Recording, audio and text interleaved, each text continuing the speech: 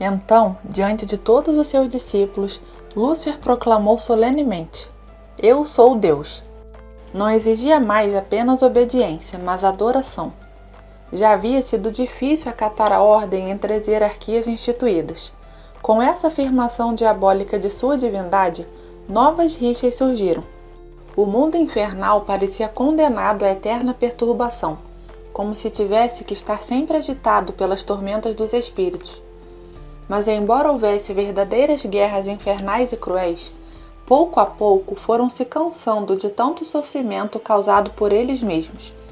Os confrontos foram decaindo e de sua própria maneira foram encontrando a paz interna, nunca perfeita, o mais próximo do aspecto considerado essencialmente estável. Satanás exigia adoração. Foi se formando uma corte satânica com protocolo próprio, onde o próprio líder instituiu seus próprios sacerdotes. Eles se perguntavam muitas vezes se a rebelião tinha valido a pena. Toda aquela guerra no céu e as que aconteceram no inferno, apenas para substituir a Deus por esse. Quanta decadência! No entanto, ninguém elevou seu olhar a ele para pedir perdão. Seus corações estavam secos.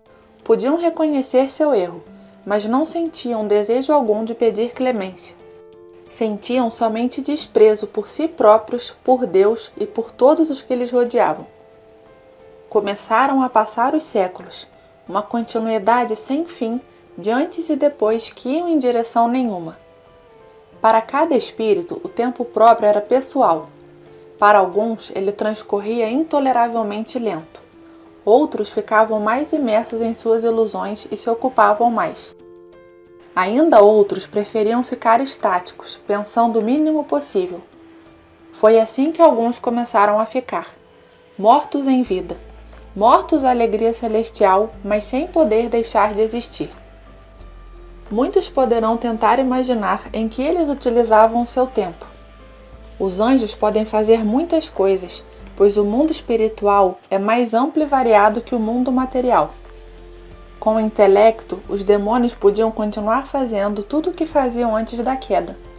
As suas mentes podiam sondar a teologia, a metafísica, a lógica, todos os ramos da filosofia, todos os âmbitos das matemáticas. Podiam se aprofundar no conhecimento do seu próprio mundo angélico em geral, como no de anjos ou demônios específicos em particular. Eles mantinham todo o conhecimento que possuíam, deram a conhecer a outros e o aprofundaram.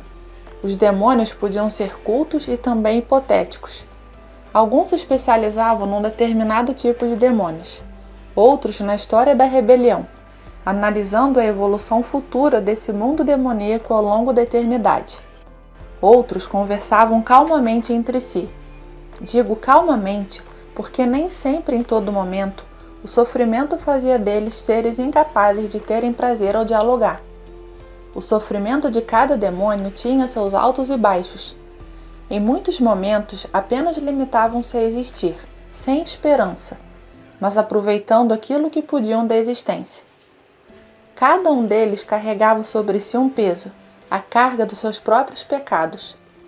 Isso, somado a tudo o que tinham perdido, provocava um sofrimento constante. Mesmo assim, todos se restabeleciam e a vida continuava. Não tinham outra alternativa. Eles mesmos compreendiam que deveriam seguir, levando uma existência minimamente digna. Imagino que cause surpresa em muitos o fato de falar do inferno como um lugar em que o sofrimento não seja extremo e constante a cada momento. Mas não é assim. Sofre-se no inferno, mas não com a mesma intensidade o tempo todo. Também há momentos de calmaria. Repito, sempre há um sofrimento contínuo em cada demônio, no fundo de cada um, ininterrupto.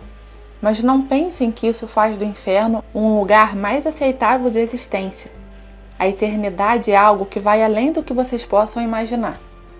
Não estavam entre chamas o dia todo gritando de intensa dor, mas viviam sim sob o peso do desânimo sem remédio. Em certas vezes eram abrasados por um fogo imaterial que nascia deles mesmos. Ninguém podia livrá-los desse inferno, porque carregavam ele em seu próprio ser.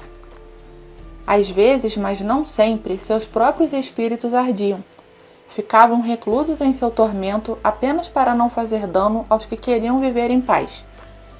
Os espíritos atormentados dos demônios não encontravam alívio algum. De certa forma, o puro esgotamento de se acostumarem com essas chamas, que fazia com que ao passar dos dias e meses voltassem a se erguer e tentar viver da melhor forma possível o resto da eternidade, com a certeza de que nela não haveria limite algum. Vocês podem supor que o inferno é um lugar esquecido das mãos de Deus, mas sem ele, aquele lugar seria ainda pior. Até lá, a misericórdia de Deus consegue chegar. É a sua ação invisível que faz com que esses demônios prostrados em seus estados de dor irresistíveis se levantem. Eles jamais habitarão de novo em sua presença, mas o Criador os auxiliava sem que soubessem. Na verdade, é Deus que está em todas as partes. Isso também significa que o inferno está diante dos olhos do Pai. Ele mantém a existência do inferno, que não é um lugar físico. O universo material ainda não tinha sido criado e já existiu o inferno. Vocês não entenderão até que na vida eterna vejam estas realidades em Deus. Mas acreditem em mim, para os demônios é melhor existir do que não existir. É melhor existir com certo sofrimento do que perder completamente a existência. Algo é melhor do que nada. Se não fosse por isso, Deus não manteria na existência um lugar como aquele, horrível e cheio de sofrimento, mas no qual também há muitos momentos, em sua maioria, nos quais gozam de pequenos prazeres naturais. Ao atingirem o auge da dor e se restabelecerem, conseguiam entender que a existência é o grande dom divino que permanece neles, a existência com suas pequenas alegrias e tristezas. Ainda assim, é totalmente diferente da existência de vocês na Terra, pois eles não possuem mais nenhuma esperança. Neles mora o ódio e a certeza de que jamais entrarão no céu de novo. E também estão cercados de seres tão desfigurados, tão horrendos e repugnantes, que a sua companhia também é um peso a mais em suas vidas. Poderíamos comparar o inferno como uma ilha deserta no meio do mar, com a diferença que ao redor dele há apenas um oceano de escuridão, e em outras direções estava o nada.